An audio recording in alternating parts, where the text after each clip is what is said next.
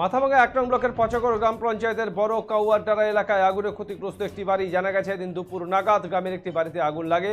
স্থানীয়রা আগুন নেভানোর কাজে হাত লাগান। খবর পেয়ে মাথাভাঙা দমকল কর্মীরা ঘটনাস্থলে এসে আগুন নিয়ন্ত্রণে আনেন। পরিবারের এক সদস্য বলেন, জমিতে কাজ করতে গিয়েছিলেন, সেই সময় গ্রামবাসীদের মুখে আগুন লাগার খবর পেয়ে ছুটে এসে দেখেন তার ঘরে আগুন লেগেছে। দমকল কর্মীরা আগুন নিয়ন্ত্রণে আনার আগেই পুড়ে ছাই হয়ে গেছে ঘরে রাখা ধান, তামাক, নগদ ১ লক্ষ টাকা সহ ঘরের সমগ্র আসবাবপত্র। আজকে সময় লাগবে ফোন করার একটা নাম্বার আছে না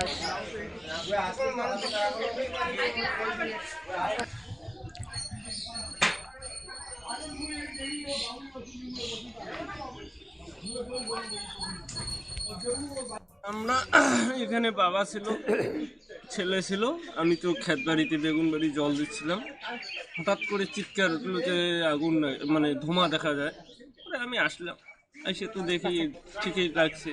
এখন আগুনটা মনে হয় যেহেতু লাইন আছে, যেহেতু এত শর্ট সার্কিটের উপরেই হয়তো হতে মানে হচ্ছে লাইনের আগুনে।